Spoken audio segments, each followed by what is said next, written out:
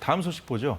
1,000만 유튜버 찌양을 협박해서 돈을 받아낸 유튜버들 때문에 연일 시끄러운데 결국 찌양 본인도 직접 법적 대응에 나서기로 했죠? 그렇습니다. 지금 쯔양 씨에 대해서 이제 협박을 했다라고 알려지고 있는 지금 유튜버 구제혁이라든지 아니면 유튜버 정국진 그리고 범죄연구소 운영자와 그리고 익명의 또 협박자가 있습니다. 이 사람들에 대해서 지금 공갈 혐의를 적용을 해서 고소를 했다라고 쯔양의 법률 대리인이 밝혔는데요.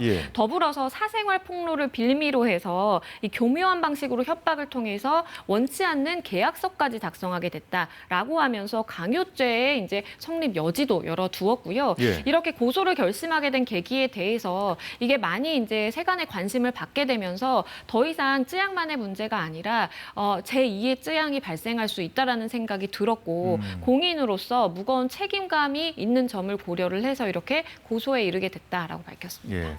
지금까지는 제3자의 고발을 당했던 거잖아요, 그죠? 근데 그렇죠. 이제 어제 같은 경우에 유튜버 구제혁 씨 같은 경우에는 이제 검찰에 나와서 이제 입장을 밝기도 했는데 검찰하고 일정 조율도 안 했는데 나왔다고 하더라고요. 그렇죠. 정치인들이 보통 많이 하는 건데. 맞습니다. 그러니까 본인이 정말 결백하고 나는 떳떳하다라는 취지에서 갑자기 소환하지도 않았는데 본인이 검찰에 이제 자진 출두를 한 것이고요. 당연히 검찰 입장에서는 돌려보낼 수밖에 없었습니다. 왜냐하면 결론적으로 이 사건이 서울중앙지검에 원래 배당이 됐었지만 수원지검에서 요청해서 이것이 사건이 이송됐거든요.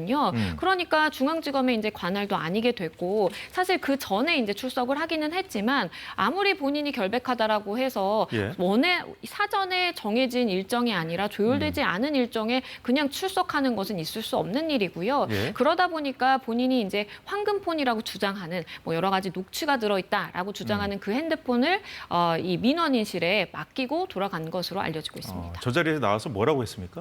일단은 본인이 이중 스파이였다라는 이야기를 합니다. 본인은 쯔양 씨를 보호하기 위해서 이중 스파이의 역할을 하면서 사실은 통화를 한 것인데 이것이 녹취가 그냥 외부에 공개가 되다 보니까 마치 내가 어떠한 쯔양을 협박한 것처럼 됐는데 실제로는 내가 보호하는 역할을 해주고 있었다라고 이야기를 하고는 있는데요. 사실관계 확인을 해봐야 되는 것이 앞서서 설명드린 것처럼 쯔양 측에서 지금 고소한 피고소인의 해당하거든요. 이 유튜버 구제혁이요. 그렇기 때문에 사실은 쯔양 측에서는 피해를 호소하고 있는 입장인 것이고 지금 가해자로 지목된 상황에서 본인이 쯔양을 보호하기 위한 역할을 하고 있었다라는 주장은 사실 신빙성이 굉장히 떨어지고 사실관계 확인이 필요해 보입니다. 근데 이 구제혁이라는 유튜버 쯔양 말고도 다른 재판들도 많이 받고 있다면서요?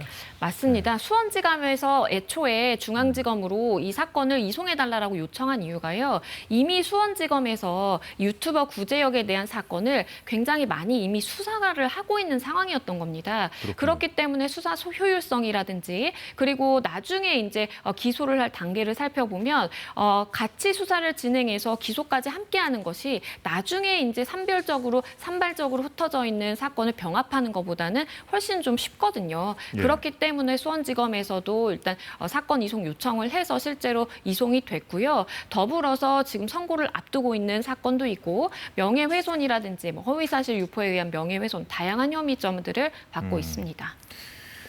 근데 이게 그냥 넘어갈 수 없을 것 같아 보이는 것이 지금 이원석 검찰총장까지 나서 좀 입장을 냈거든요. 그렇죠. 왜냐하면 이 유튜브 세계가 그야말로 정말 무법지대다라는 지적이 가해지다 보니까 이원석 검찰총장도 입장을 밝혔는데요. 우선 이 행위자에 대한 처벌은 물론이고요. 만약에 이러한 범죄 행위로 인해서 벌어들인 수입이 있다면 범죄 수익 환수와 몰수, 추징 보전 적극적으로 하겠다라고 밝혔습니다. 더불어서 사실 많은 유튜버들이 고소되는 이유 중에 하나가 명예훼손이거든요. 그런데 명예훼손의 경우 초범이거나 아니면 반성하는 기전이 있거나 하면 굉장히 이제 처벌이 미약합니다. 그러한 것을 수정을 해서 단순 명예훼손죄라고 하더라도 인격권 침해라든지 사생활 노출이라든지 피해가 막심하다라고 한다면 구속수사 원칙으로 진행하겠다라고 밝혔습니다.